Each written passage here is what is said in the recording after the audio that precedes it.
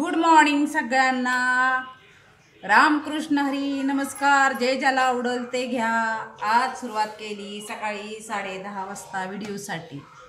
तर चपाती आणि भाकरी खाऊन कंटाळा आलाय, त्यामुळे चपात्या डब्यासाठी मुलांना कराव्याच लागतात. त्या केलेत, पण मला आवडते थालीपीठ. मग त्याच्यासाठी आता मी थालीपीठाचं साहित्य सगळं कांदा, कोथिंबीर, हिरवी मिरची असं चिरून घेत आहे.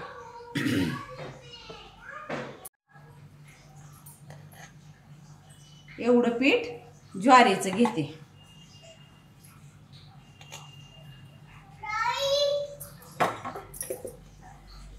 आणि एवढं बेसनचं घेते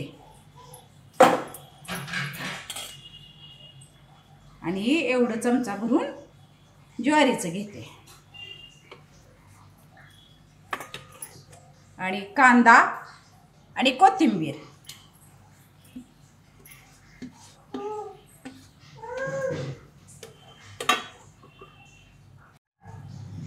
चवीनुसार मीठ, थोडंसं तेल,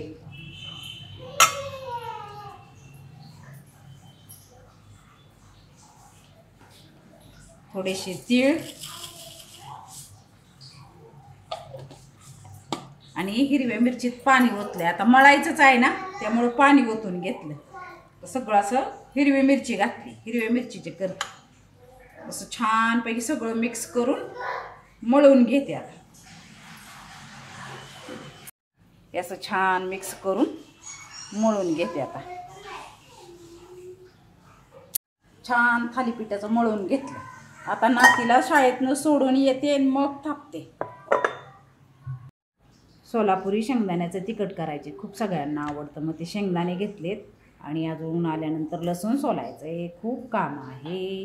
आता नातीला जाऊन शाळेत सोडून येते आणि नंतर मग करते सगळं. शाळेत सोडून आली सानूला. आता थालीपीठ करते आणि नंतर जेवण. भूक पण लागली. रोजचं रुटीन आहे. मध्ये आधी काय खात नाही मी. तर सकाळी जेवायचं, त्याच्यावर संध्याकाळीच. तर थालीपीठ करून जेवण करून घेते. शेंगदाण्याचं तिखट करायचं आहे, भरपूर करायचं आहे. काय काय अजून अभंग शिकवलाय मॅडमनी आज. चालू तोंडातून. मॅडमनी काल शिकवलाय अभंग, आज क्लास आहे.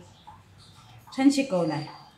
घेई घेई माझे वाचे, घेई घेई माझे वाचे, गोड नाम विठोबाचे, गोड नाम विठोबाचे.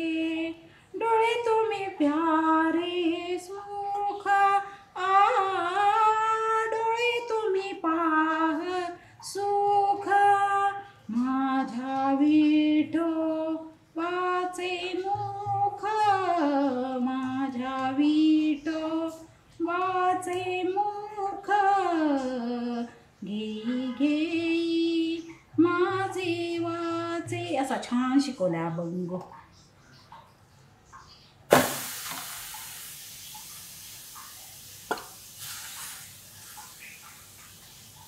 आणि दुसरा शिकवलाय.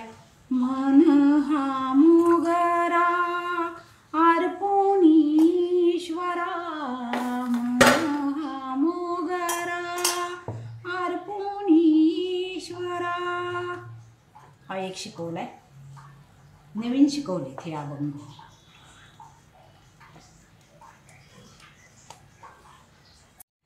आता आधी जेवून घेणार. भूक लागली खूप, म्हणजे खूप भूक लागली. मग जेवण केल्यानंतर सगळं काम. भूक लागली की काही सुचतच नाही बा. भूक लागली की अंग थरथर थरथर कापतं. त्यामुळे वेळच्या वेळेला जेवायचं. काय काम असेल ते निवांत करायचं दुपारी.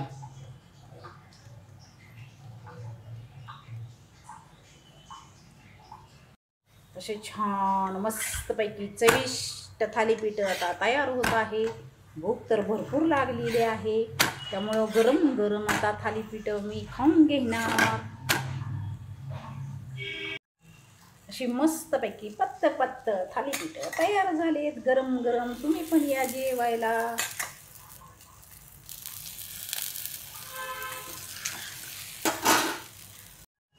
छानपैकी भरपूर असं लोणी पण आहे, दही पण आहे. काय आवडेल ते खायचं. असं लोणी चोळायचं भरपूर.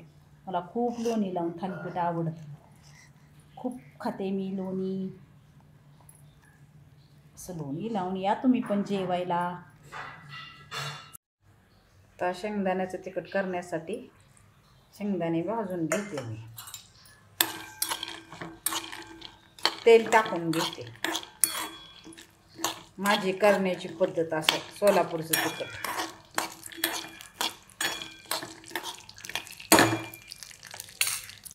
शेंगदाणे भाजून घेतलेत तोपर्यंत लसूण सोलून घेते. थंड होतोपर्यंत शेंगदाणे. राज आणि मी आम्ही दोघं जण मिळून लसूण सोलतो आता. आहे ना? सोलायचा ना थोडा. आहे ना? अरे पिलू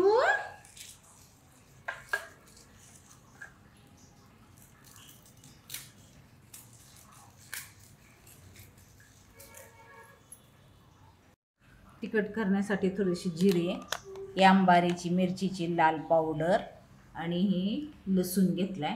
चवीनुसार मीठ. आता मी जिरे थोडेसे आधी कुटून घेते. जिरे घेते कुटून आता थोडेसे.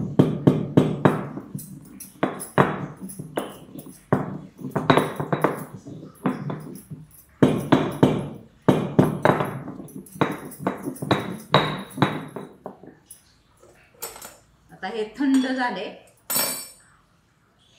आता शेंगदाणे, जे शेंगदाणे लसूण होतं ना ते घेते कुटून आता.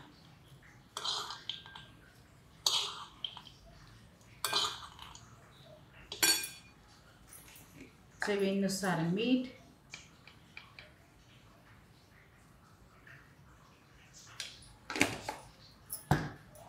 जसं तुम्हाला तिखट आवडतंय तसं तिखट. कारण हे तिखट जरा तिखट नसतं त्यामुळे जरा थोडंसं मी जास्तच घालणार आहे. 1 चमचा 1.5 चमचा घेतलाय तिखटाचा अंदाजे. आता सगळं मिळून कुटून घेते.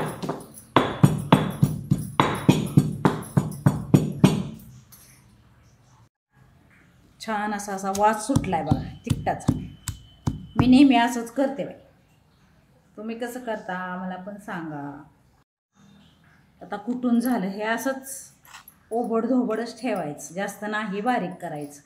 त्यामुळं भाकरीवर खाताना असे शेंगदाणे दाताखाली येतात ना ते इतके छान लागतात ना. मस्तच लागतं तिखट. झालं कुटून आता. माझ्या पद्धतीनं सोलापुरी शेंगदाण्याचं तिखट. आता ह्याच्यात मी तिखट भरते. ह्या भरणीत ह्याच्यातच आमचं नेहमी तिखट असतं.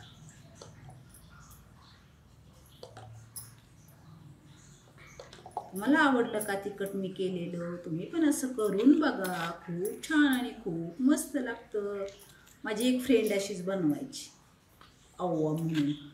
तिच्या हातच्या भाज्या पण खूप सुंदर आणि खूप टेस्टी. ते आत्ता सध्या गुलबर्ग्याला असते. गुलबर्गा.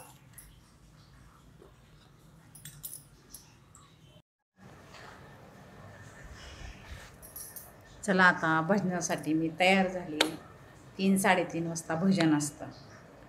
त्यामुळं सगळ्या ग्रुपमधल्या छान छान साड्या घालून येतात.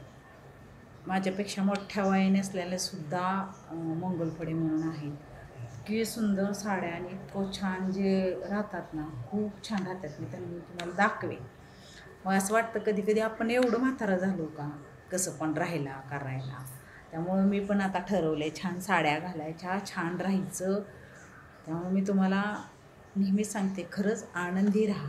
सगळ्यात म्हणजे साड्या घालण्यास तर महत्त्वाचं आहेच. आपल्याकडे असतात साड्या. पण आनंदी राहायला खरंच माणसानं शिकावं. म्हणून मी भजन शिकते, टाळ शिकले. आनंदी राहायला काही नाही. जुनी गाणी ऐकते. मला जुनी गाणीसुद्धा खूप आवडतात. मी जुनी गाणी काय काम असलं चालू म्हणजे मी मोबाईल लावते आणि काम करत करत जुनी गाणी ऐकते. त्यामुळे मी आनंदी राहते आणि अभंग म्हणते. मला अभंग म्हणायला खूप आवडतात. जुने भीमसेन जोशींचे, अनुराधा पौडवाल, अजून तुम्हाला सुरेश वाडकर यांचे अभंग इतके छान असतात ना, खूप छान असते. मी अभंग ऐकते. आनंदी राहायला काय लागतो.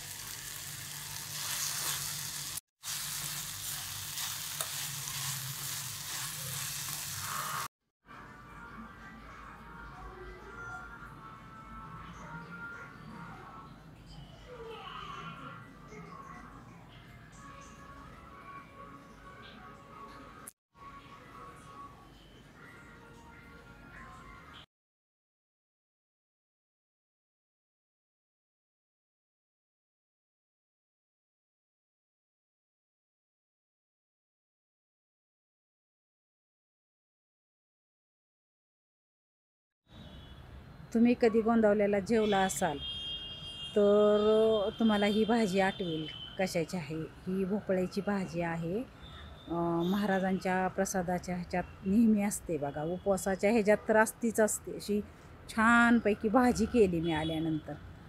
तुम्हाला पण आवडली असेल तर तुम्ही पण करा. अशी छान भाजी खूप छान लागते. तुम्ही कधी गोंदावल्याला गेला असाल तिथं अशी भाजी तुम्ही खाल्ली असेल. गोंदावलेकर महाराजांच्या रोज प्रसादात ही भाजी असते किंवा उपवासाला तर असतेच असते. अशी मी मस्तपैकी भाजी केली. आवडली असली तर लाईक, शेअर, सबस्क्राईब करा.